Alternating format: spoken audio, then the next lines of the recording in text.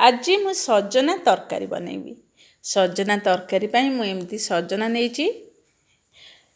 एबे सजना बाजार रे मिलिलाई। सजना मु आनिथिली आउ गोटे बड़ आलू काटी देइछि आउ चारिटा सजना मु नेइछि ताको तरकारी बनैबा। कड़ाई रे टिके तेल देई देली आउ टिके पंच फुटन देली। तापरे मु काटिथिबा पियाज गुडी को देई देली। पियाज को टिके भाजी दबा। अति सहज आउ शीघ्र बनी पारुथबा ये तरकारीटी। ये तरकारी की आमे भात रोटी सहित मध्य खाई परिबा। बहुत टेस्टी लगी थाए। कम मसला रे मु ये तरकारी को बनैबी। अति सहज रे आउ शीघ्र बनी परिबो। देखंतु पियाज गुडी केमती भाजी दबा। पूरा लाल करिवार नाही। टिके भाजी सारला परे ताकू तापरे आमे आधिरे काटिथिबा टमाटो आउ अदा रसुन रो पेस्ट को मु देई देबी। मु ताको पूरा पेस्ट करनी अदा रसुन टिके छेची देइची आ टिके देई दबा। देई सारला परे सबु गुडी को भलो भाबरे टिके घांटीबा। गैस रो फ्लेम को टिके हाई रखिबा। तापरे टिके हिंगु पकेई दबा। हिंगु पकेले तरकारी बहुत बढ़िया लगी थाए। बढ़िया बास्ना भी होई थाए। तापरे मो स्वाद हिसाब रे लूण देली आउ टिके हळदी गुंड दे देली। तापरे टिके करी पाउडर आउ टिके लंका गुंड। बस एतिकी मसला हमर दरकार। ताको भलार घांटी दबा।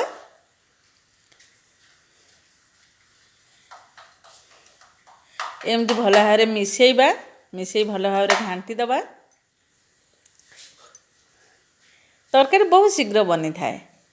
सजना तरकारी काहू काहू पसंद मते कमेंट करी निश्चय जणैबे। सजना रे आमे साधारणतः सोरिष देइकिरी मसला करी बनै थाउ। बेसर करी थाउ। किंतु एमिते थरे बनै कि देखंतु ना सतरे बहुत बढ़िया लागिवो। एमती भल भाव घांटी हे गला परे आमे सजना और आलू को जो काटिकी रखिथिले ताको दे दबा। तापर टिके ग्रीन मटर मु देली। एबे फ्रेश ग्रीन मटर मिलुची ताको टिके दबा आ भलो भाव घांटीबा। बहुत हेल्दी हेई थाए तरकारी। सजना तो सेमती बहुत हेल्दी आम शरीर लगी। एमती बनातु सजना तरकारी। भलो भाव घांटी सारला परे मु ता देहरे चारिटा कंचा लंका को टिके काटिकी दे देइछि।